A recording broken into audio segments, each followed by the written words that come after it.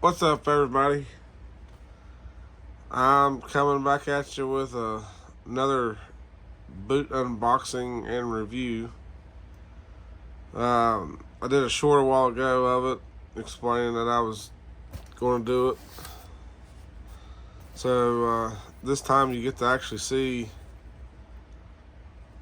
the boots and what model they are. Like I said in the short, this is a model I don't have, but needed because we're coming into winter time and these are insulated. And the other pairs of these that I've had have all been either unlined or they're just waterproof with the Gore-Tex lining. But these have the Gore-Tex lining and they're 400 grams insulated. So that's going to come in handy with my job because some of it I do outside and the weather is definitely not getting favorable. So time to improvise and get some insulated footwear going on. So without further ado, let's go ahead and open up the box and let's see what we got.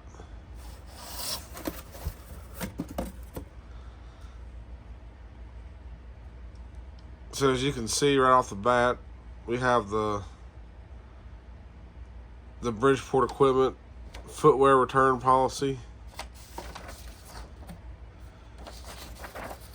which is just all your goodies about, you know, the time frame you got to return them if something ain't fitting right or whatnot. You gotta wear them, you know, obviously you can't wear them outside. You gotta wear them in your house and stuff to see if they're gonna fit right, and then all that jazz. So, you know, and obviously if the boots are defective, you know, you gotta have the original receipt and all that stuff. But that's just well, that's just the thing that they do. And then of course at the bottom it says, you know, returns made between 30 days and 6 months will be shipped to the manufacturer for testing. It could take up to 30 days. We'll only receive a credit if one is issued by the manufacturers. If your footwear is not found to be defective, you will have to pay $30 in freight charges to have it shipped back to you. So you know, all that good jazz. Which a lot of places you buy boots nowadays do something like this. But you know, essentially it just boils down to you having 30 days to, you know, wear them around your house, make sure they're, you know, not getting dirty and stuff, making sure that everything's fitting right, nothing's doing anything weird. But so anyway, what we have is a pair of Redwing, obviously, but these are insulated with the Gore-Tex. You got the little tag right there that says Gore-Tex, and then these are also insulated.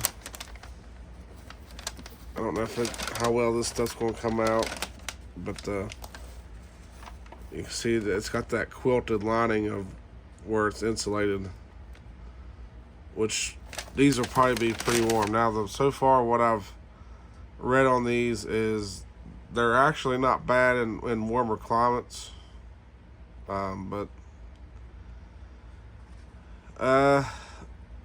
it gets pretty hot around here in the summertime, and I can't really see, you know, wearing these when it's 95 degrees outside. It's just, you have to have unlined boots. That's your best bet. But anyway, so we have the first boot here, which was not laced up until I tried these on in the store to make sure they were going to fit. And they obviously fit really good, but as you can tell, with no creasing whatsoever.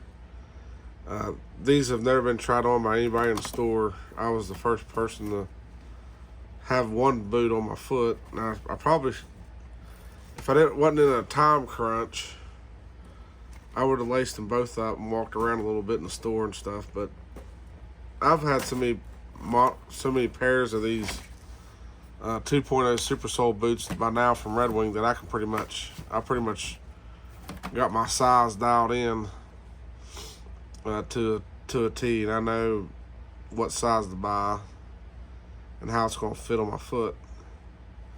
But these are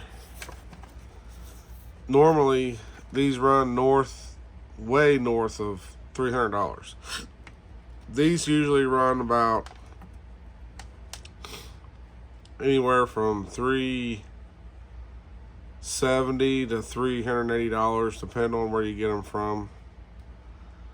But one of the reasons why I like to buy my boots from Bridgeport Equipment, which is a John Deere dealership, in case nobody knows, is they had these on sale for $234.99.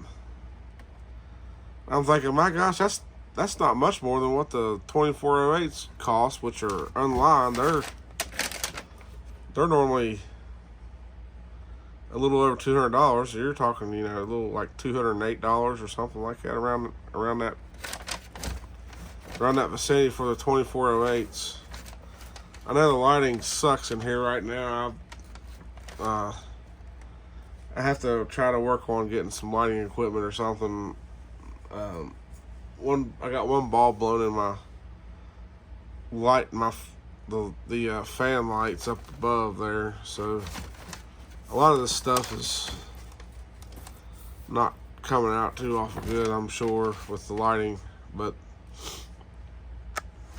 oh jeez, technical difficulties here. I was trying to see about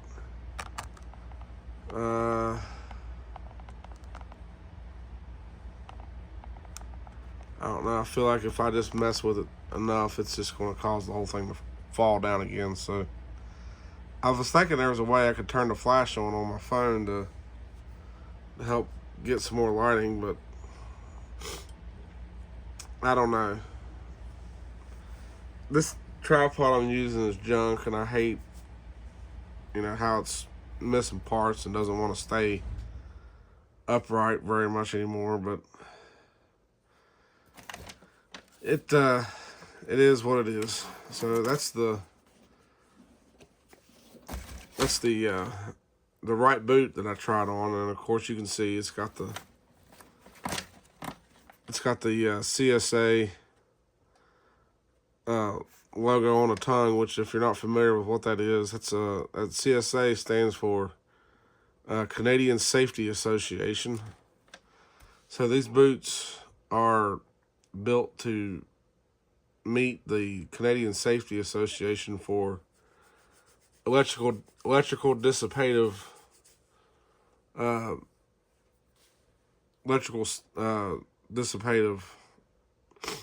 technology or protection, or whatever you want to call it.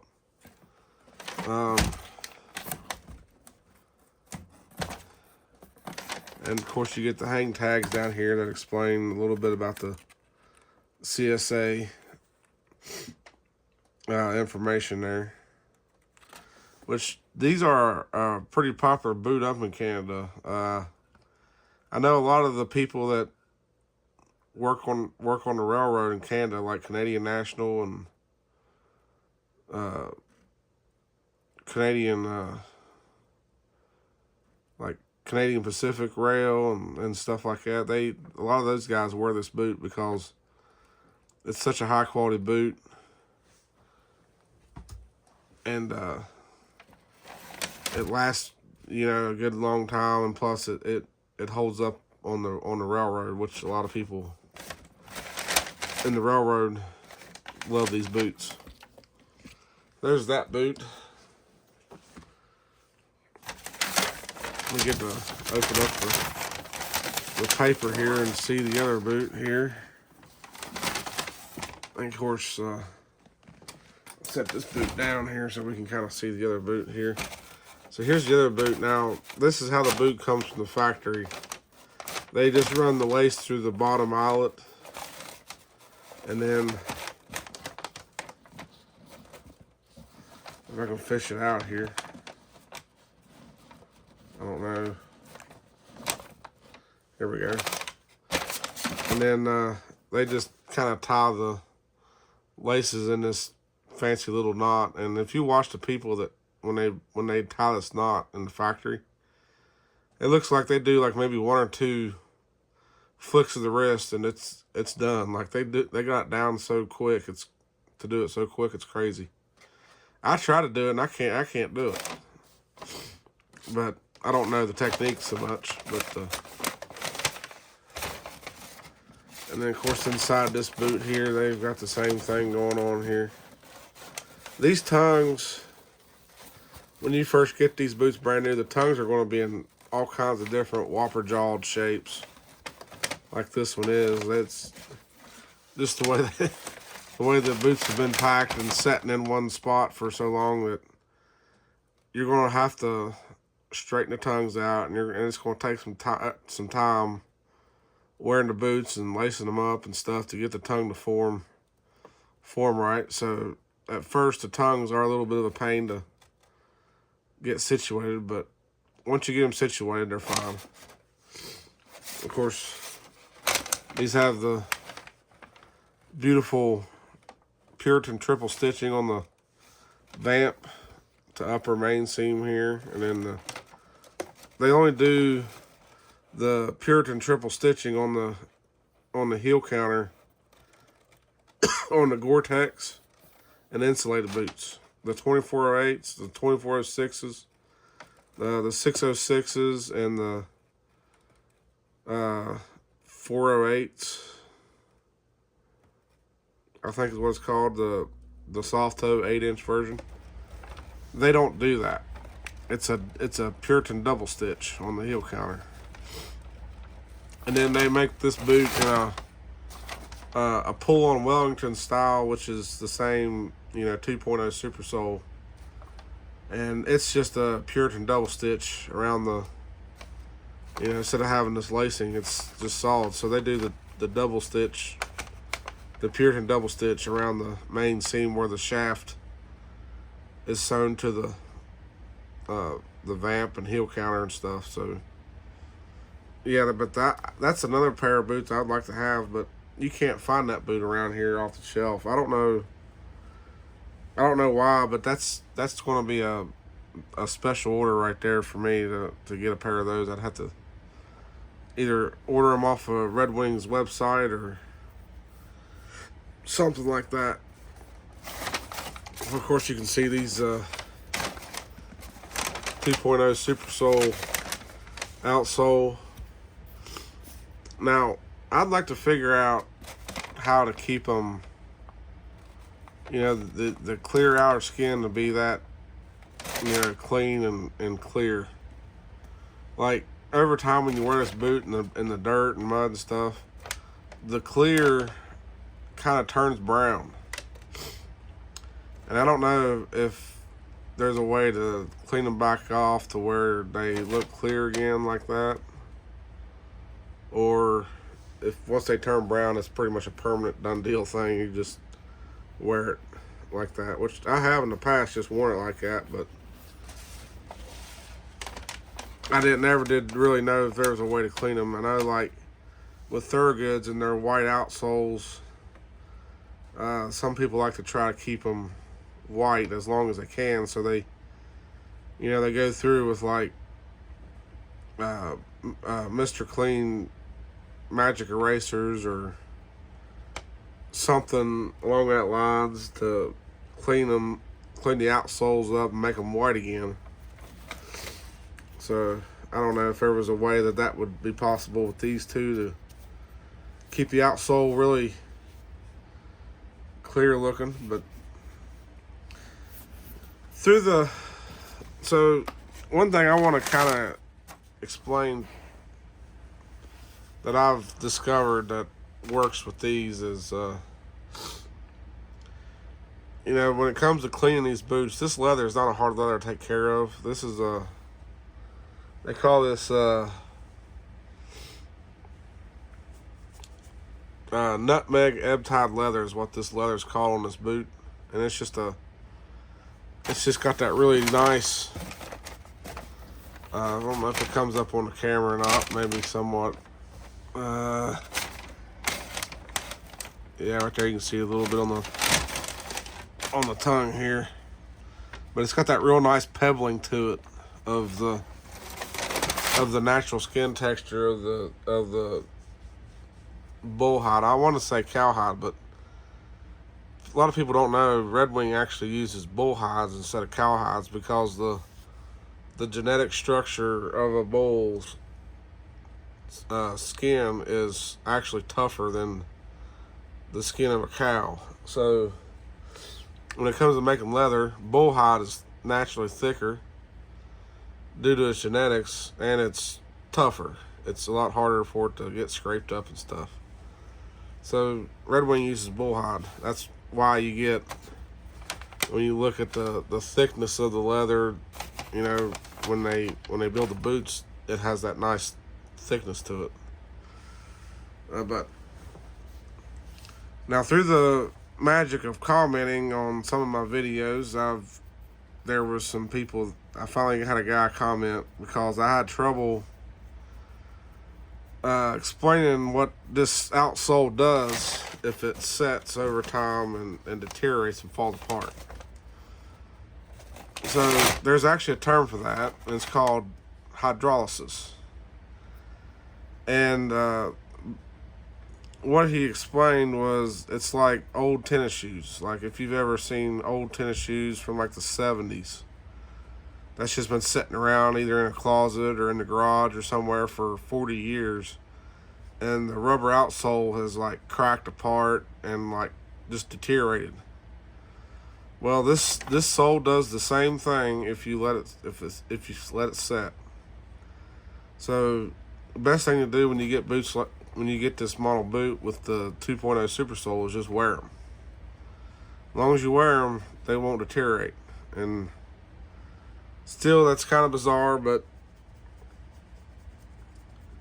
you know, it's not like it's the end of the world, you know, worrying about the outsole deteriorating on these, because as long as you wear them, you're good. The outsole will not deteriorate, and they last a long time. This is a really, you know, durable outsole that resists a lot of abrasion. That's what that outer clear skin is for. The grip and the abrasion resistance. And then the inner core is a low density urethane that equates to the cushion and the squish. So it's a remarkable outsole technology, but you just have to keep in mind to not let the boots sit around and the sole deteriorates. And I just seen when I was waiting on my frontage charge, I seen a video of a guy that found a new old stock pair of these. And it must have been from like back in the day when they first come out, because they still have the old school Redwing hang tags on them that, you know, it looked like come off of a pair of like 2233s or something from the 90s. And they were brand new. Obviously, you could tell that the outsole was still that nice clear color. It wasn't, you know, turned brown, soiled brown from wearing in the dirt and stuff. And hydrolysis had already set in, and the outsole was already falling apart. And that's the only trouble with these, is you're probably best not to try to pick up a pair of these new old stock, because you're going to have the same problem. Your best bet is just to buy them brand new and have the outsole just last right off the get-go and wear them and stuff. So that's one reason why I bought these, is because, you know, we're getting into wintertime pretty quick, and I want to wear these to work when it's wintertime, and have these nice insulated boots. And I've got logger boots that are insulated and stuff that I wear to work sometimes, but the heel, sometimes when like certain things I'm doing at work, it will cause my ankle to kind of be fatigued from that heel. So I wanted to have a few pairs of insulated boots that just have a regular heel on them like that, so that my ankle doesn't get kind of fatigued from the weird angles that logger boots can put your heels in when you're just, you know, you're not wearing them in the woods logging or nothing. But so far I've had such good luck with these 2.0 Super Soles. I have had pairs that the hydrolysis set in. Sorry, my throat's still kind of scratchy from the sinus infection I had, but I've had such good luck with this model, with these 2.0 Supersole series boots, that I'm just gonna keep, buying them. And I've got the pair one I got now is the waterproof ones with the Gore-Tex. So I wanted a pair of the insulated ones so I could wear them in the wintertime at work. I can't really wear just the waterproof ones in the wintertime because they do get a bit chilly. But these insulated ones will definitely do the trick. And I'm hoping that I'll get a lot of years out of these. Like I say, the one pair of 2408s I wore pretty much every day, they lasted 10 years. And that was without hydrolysis setting in on the outsole. And the only reason it did what it did with the hydrolysis is because after the side of them, like through here, finally wore through and gave way, the boot was nowhere near. Yeah, it was water resistant. It never was waterproof because it was a 2408. But once that come through and there was stuff kind of falling apart on the inside of them, the boot was like nowhere near wearable anymore. One point in time, I think even the fiberglass shank started coming through on the bottom just from all the wear and stuff that I've had on them. So that's another thing that I'm hoping to get maybe this coming summer, is I want to get another pair of 2408s. I had a pair that sadly I misplaced for a while, and by the time I found them again, the hydrolysis had set into them and the outsole had crumbled apart, sadly. Which, that's a pair that I want to send in and get resold. It's just about finding the time and the money to do it. So I reckon that's going to do it on this one. But as you can see, we've got the insulated Redwing 2.0 Supersole series in the house now, ready to go to work in the wintertime, keep my feet nice and warm and keep my feet nice and comfortable. And I got them for pretty much cost. I bet it cost Bridgeport $234 from Redwing, and they normally would have probably sold them for $380 or somewhere around there, get some profit off of them. But they had them on sale for pretty much cost, and it really baffles me how come more people don't pick this boot up, especially at that cost. But even if you paid full retail price, it's a boot that just lasts so long. I mean, you wear this boot often enough to keep hydrolysis setting in on the outsole. Oh gosh, you're looking easily multiple years. You take care of the leather, take care of everything, and if all you're doing is having to resole them, I mean, you're talking multiple years before resoles. That outsole lasts that long. So, but yeah, thanks for watching. Don't forget to like, comment, and subscribe, and hit that notification bell when you subscribe, so you don't miss any more of my videos. Maybe one of these days, I'll get rid of this dry, scratchy throat. But all right, we'll see you on the next one. Later.